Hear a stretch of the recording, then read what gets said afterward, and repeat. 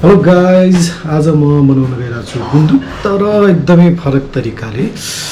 त्यो फरक तरिका चाहिँ के हो भनेर भन्दाखेरि चाहिँ आज हामी गुन्द्रुक विथ बोन म्यारो, यस विथ बोन म्यारो, बफको बोन म्यारो राखेर हामी गुन्द्रुक बनाउँछौँ। गुन्द्रुक बनाउला हामीलाई चाहिन्छ गुन्द्रुक, रातभरि भिजाएर राखेको बदमास, अनि चामलको पिठो, अनि बोन म्यारो। यो बोन म्यारोमा चाहिँ यसो अलिकति हड्डीहरू हुनसक्छ, यसलाई चाहिँ तपाईँ देख्नुभयो भने निकाल्नु होला। अब हामी यसलाई चाहिँ नि एउटा ठिक साइजमा हामी कटिङ गरेर गर्छौँ। यो बोन म्यारो अथवा तपाईँको चाहिँ यो नली बफको नली, जसलाई हामी नेवारीमा चाहिँ स्यु भनेर भन्ने गर्छौँ। यो चाहिँ नि हुन त फ्याटी हुन्छ, तर यो हेल्थ वाइज चाहिँ यसको बेनिफिट आफ्नै छ। फेरि यो खाँदाखेरि चाहिँ तपाईँ चाहिँ कसो भन्दाखेरि चाहिँ यसले राम्रै हेल्थ बेनिफिटहरू चाहिँ दिन्छ। अब हामी पकाउनेतिर लागौँ।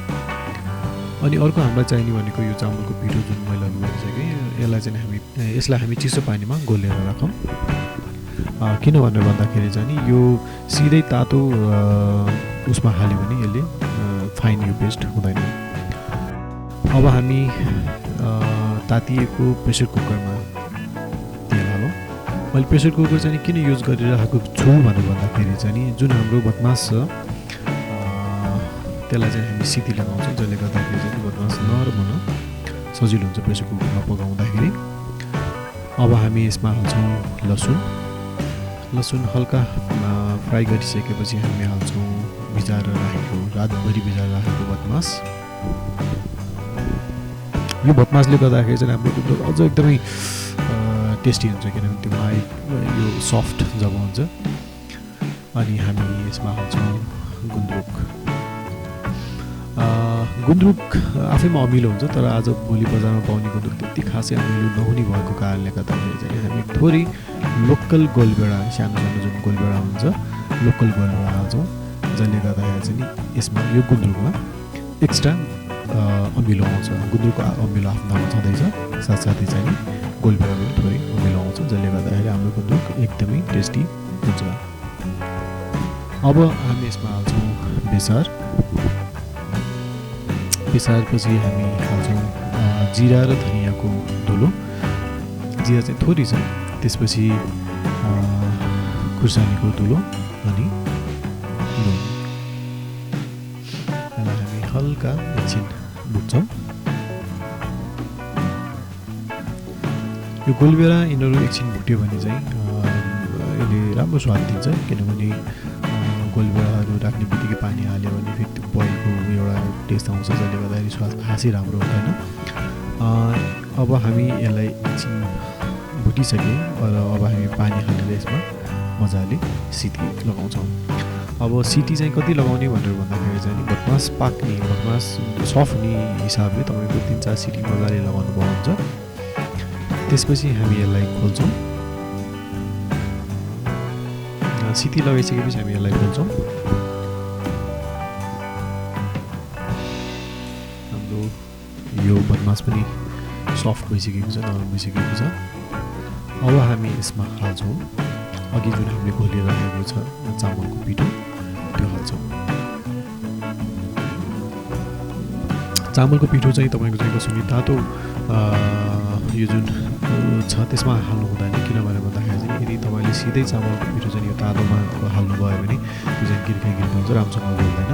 त्यसै कारणले गर्दाखेरि चाहिँ हामी चामलको पिठो चाहिँ पानीमा घोलेर मात्र हाल्छौँ। अब यो एक बोइल आइसकेपछि अब हामी यो बोन म्यारो स्यु यसलाई हाल्छौँ। अनि यसलाई अब हामी छोपेर पकाउँदैनौँ। छोप्यो भने चाहिँ के हुन्छ भनेर भन्दाखेरि चाहिँ यो जुन जति पनि यो बोन म्यारो छ, यो त यो एक प्रकारको फ्याट हो। यो छोपेर यदि हामीले पकायो भने यो सबै फ्याट चाहिँ मेल्ट हुन्छ, पग्लिन्छ। त्यस कारणले गर्दाखेरि अब हामी छोपेर पकाउँदैन, हामी मजाले एक बोइल दिन्छौँ र यो पाक्न खासै केही टाइम चाहिँ लाग्दैन। ल हेर्नुहोस्, हाम्रो गुन्द्रुक विथ बोन म्यारो पाकिसक्यो।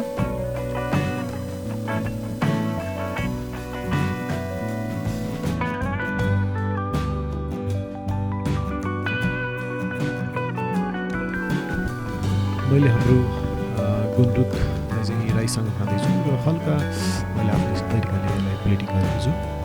हामीसँग छ यो छोइला, यो बोन म्यारो, यो जुन वाइट जुन दलो छ त्यो चाहिँ हाम्रो राइस हो र बाँकी त हाम्रो गुन्द्रुक र झोल तरकारी भइहाल्यो।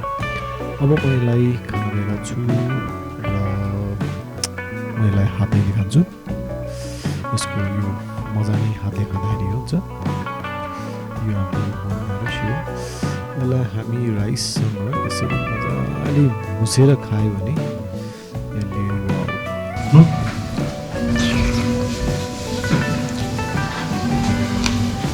वाउ, स्वर्गीय आनन्द। वाउ, अमिलो गुन्द्रुकसँगै पिरो छोला।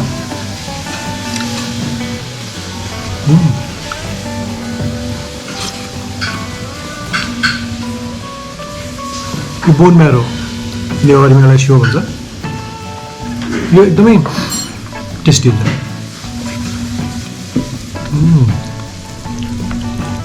सुपर टेस्टी हो।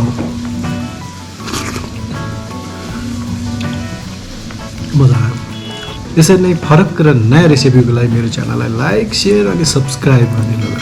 चियर्स।